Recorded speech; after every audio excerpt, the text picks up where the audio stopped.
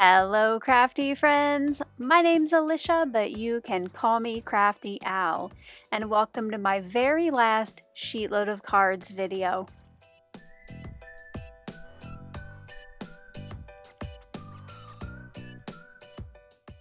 Welcome, or perhaps welcome back to my channel. I'm so glad that you're here today.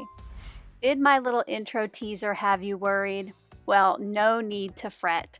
This is just my last Sheetload of Cards video in February 2026 using the February 2026 Sheetload of Cards.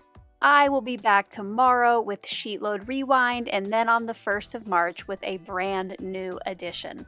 Earlier this month, I did a little Sheetload live stream on my channel, and I let the viewers vote on which pattern paper they wanted me to use.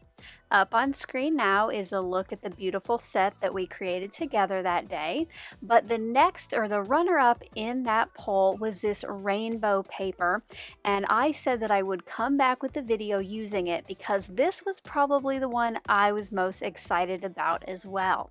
I started by cutting down the pattern paper, which is from Paper Rose, and if it's still available, I will link it in the description box below.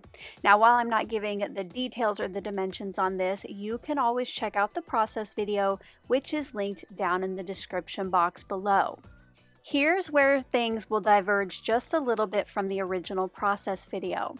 I will not be cutting CS1, but I will bring in my piece of vellum and trim that down. I'm going to start by cutting it in half to 4 1/4 inches wide, but instead of cutting it for me to tear at the original dimensions, I'm going to use the approximate torn size dimensions. So I'm going to cut these 2 pieces of vellum into 6 pieces that are 2 3/4 inches tall. Now, if you did want to tear your vellum, you would cut it at the larger size, but I decided for these cards, I was just going to leave those edges straight. The sketch originally calls for the vellum and the cardstock to go all the way across the card front at 4 1/4 inches. But like I always say, Sheetload is a great jumping off point for you to make the card your own. I'm going to end up embossing the vellum pieces with the Spellbinders Optical Arches embossing folder.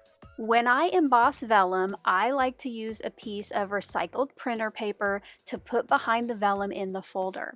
I find that this helps with some of the cracking, but I do like the effect how it makes some of that vellum white, just adds a little bit more texture. So I'm going to take this off camera after I try to center and straighten that piece as much as possible. And here's a look at that piece embossed. I think this is going to go great with the background, and you can still see those colors through the vellum. I use that same process to add the embossing to each of the vellum pieces, and now I'm going to trim these down. And you might be wondering, why are you cutting them down now? And that's just because sometimes when you emboss cardstock or vellum, it makes the pieces slightly smaller just because of the indentations. So I wanted to make sure that I didn't start out with 4 inches wide and then have it shrink in the embossing folder. So now I can take each of those pieces and cut them to the finished size of 4 inches wide.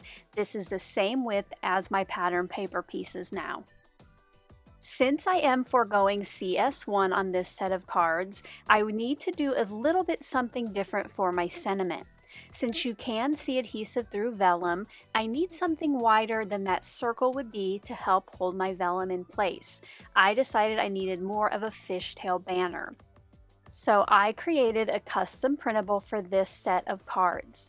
This layout will fit as perfectly as possible in the one and done sentiment die from Not Too Shabby. I will have a link to this item in the description box below if you want to check it out. As a special surprise, if you are a channel member and you would like to download this, check out the membership tab later today for a graphic like the one up on screen now, and it will have the link to the PDF. Now, if you don't have the die, that's no problem. You can still print these out and just cut them with your trimmer into strips. And speaking of cutting with your trimmer, because this is too wide for my die cutter, I cut this piece in half to 4 1/4 inches wide. For my card today, I'm going to use the Wishing You Sunshine and Rainbows because let me tell you, after the little bit of cold we've had, I am all ready for sunshine. This die gets you 13 sentiment strips with a fun stitching detail around the outside edge. Now I do only need 6 for today's cards, so I will save those extras for another project. I added a strip of foam tape to the back of each of the sentiments for a little dimension on the card. Before I place this onto the vellum, you'll notice I added some liquid glue onto the foam tape. This way it gives me a little bit of wiggle time and a cushion so I can get that just as straight and centered as possible.